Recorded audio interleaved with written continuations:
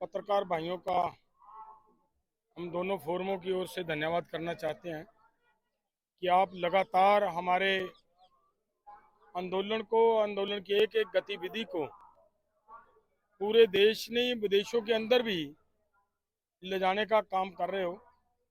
इसके लिए हम ऋणी हैं, धन्यवादी हैं आप सबके। देखिए, पिछले एक महीने से ये जो आंदोलन चल रहा है और उतने समय के अंदर जिस तरीके की सरकार की ओर से हमारे शांतमय आंदोलन के ऊपर जिस तरह के हमले हुए वो आप सबके सामने है। आपने उन सबको देखा और झेला भी है। पत्रकारों ने तो हमारे से ज्यादा झेला है। जिस तरह की क्रूरता नजर आ रही है कि यहाँ लोकतंत्र की बात करने वाली सरकार खुद लोकतंत्र का कत्लेआम कर रही है। आंदोलन चल रहा है यहाँ पे हरियाणा के लोगों के ऊपर जिस तरह का, मैं बहुत बार पहले भी हम ये बात कह चुके हैं कि हरियाणा के लोगों को अपने घरों के अंदर कैद करना केवल हरियाणा नहीं, सभी उन राज्यों में ये हो रहा है जिन जिन राज्यों में बीजेपी की सरकार चल रही है। पिछले दिनों हमारा जो कार्यक्रम दिया था रेल रोको का, वो एक सफल कार्यक्रम हुआ, क्योंकि मैं ये इसलिए कह रहा हूं कि यूपी के अंदर जो कभी ऐसा कार्यक्रम करने में सक्षम नहीं रही थी यूपी, आंदोलन तो बहुत हुए लेकिन इस बार यूपी के अंदर भी रेल रुकी है। केवल यूपी के अंदर नहीं, पूरे देश के अंदर अलग अलग स्टेटों में।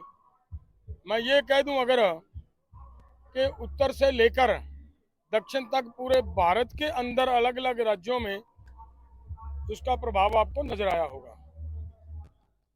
लेकिन जिस तरीके की सरकार की क्रूरता है कि जो भी आदमी आंदोलन की तरफ बढ़ता है उसके घर पे नोटिस चिपका दिया जाता है, उसको तरह तरह की धमकियां दी जा रही हैं। लेकिन ऐसा होने के बावजूद भी लोगों ने एक महीना भर पूरी तरह शांति रखते हुए इस आंदोलन को चलाया और तरह तरह के सरकार का हमले झेले हैं और वो सब झेलते हुए शांति से उनके हमलों का सामना किया, मुकाबला किया।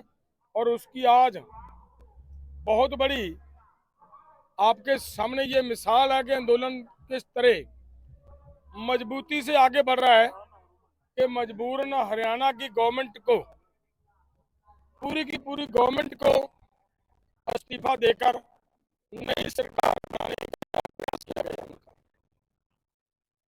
कोशिश है सरकार की कि वो हरियाणा के अंदर एंटी कंपेंसी जो बनी है शायद उसको कवर कर पाए, उनका भी लेखा है। लेकिन उनको ये नहीं भूलना चाहिए कि 400 किसानों के जिस्म से टपका एक एक खून का बूंद, खून का तबका, और हमारे किसानों की हो रही कुर्बानियां लोग भूलेंगे नहीं। एक एक कुर्बानी और एक एक खून के तुपके का लेखा हिसाब देश के लोग लेंगे। और ये जो आंदोलन आगे बढ़ रहा है, आपको मेरे से ज्यादा पता है कि सरकार ने पिछले दिनों जो WTO के अंदर बात गई, वहां पे भी जो सरकार WTO का नाम लेने से भी तरफती थी और WTO के अंदर उनको ये कहना पड़ा कि पीस क्लॉज को हमेशा के लिए रेगुलर करो, वहां पे इनको कहना पड़ा कि जो 10% की खरीदारी की आप शर्त लगाते हो वो हटाओ। और देश के किसानों को ऑफ सीजन में जाकर गन्ने का रेट बढ़ाना पड़ा। आपने सबने देखा हरियाणा के अंदर लोगों को जेल, एक तरह की जेल बनाकर रखने के बावजूद भी प्रेशर सरकार के ऊपर इतना पड़ा कि हरियाणा के किसानों का जो कर्ज का ब्याज था वो माफ करना पड़ा, सरकार को बोलना पड़ा।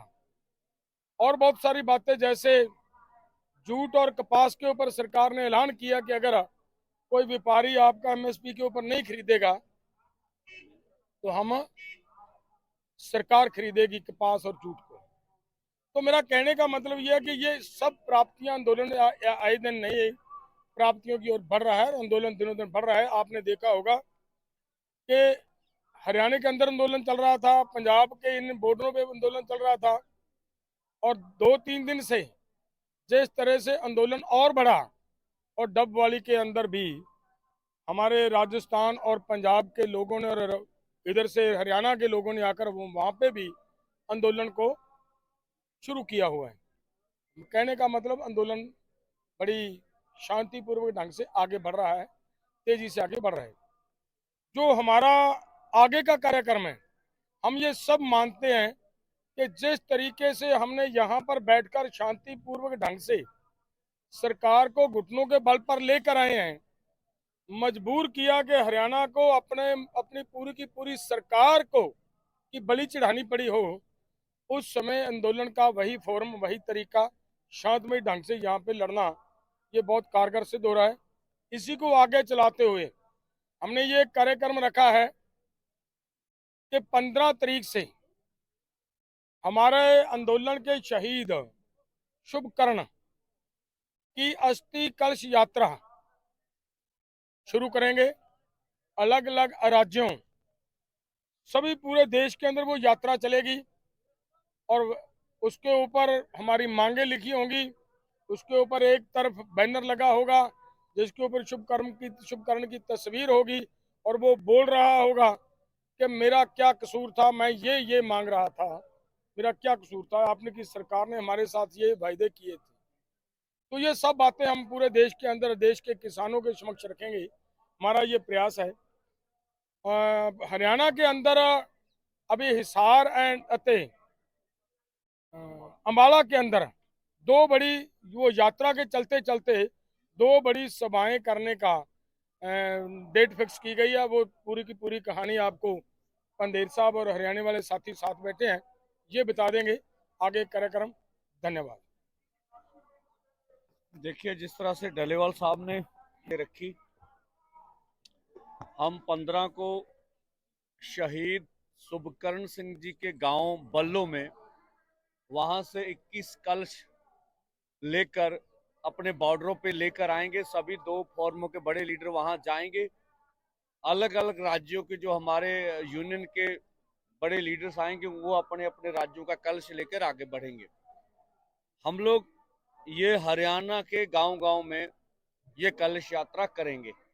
तो पहली जो 22 को शहीदी समागम की रैली होगी, वो इधर एक करेंगे। उसके बाद हिसार में दूसरी, इधर अंबाला साइड में पूरे एरिया में आपको डेट कौन कौन जिलों में जाएगी ये भी बता देंगे। उसके बाद हम लोग अंबाला मौड़ा मंडी में ये 31 मार्च को ये बड़ी शहीदी समागम करेंगे शहीद शुभकर्ण के उपलक्ष्य में, और सारी बात देश के सामने रखेंगे कि हमारा शहीद शुभकर्ण सिंह इसलिए शहीद किया गया क्योंकि हम अपनी राजधानी में जाना चाहते थे, क्योंकि हम एमएसपी लीगल गारंटी कानून मांग रहे थे, ये हमारा कसूर था। ये सारी बात देश के समक्ष लेके जाएंगे। एक तो हमारा ये कार्यक्रम है, और पूरे देश में बड़ी महापंचायतें और श्रद्धांजलि समागम इसी तरह से उसकी डेट आगे जाकर आपके सामने पूरे देश की आ जाएगी, वो करेंगे। उसके बाद जो भाजपा गठजोड़ है, इसका हर गांव में, देश के हर गांव में जब भी भाजपा गठजोड़ के लीडर्स या भाजपा के लीडर्स आएंगे, वहां पीसफुली जाएंगे और उनसे शहीद शुभकर्ण जी की तख्ती लेकर, मांगों की तख्ती लेकर उनसे मांग करेंगे कि ये शहीद शुभकर्ण सिंह का क्या कसूर था, क्यों उसे शहीद किया गया, और उसे लेकर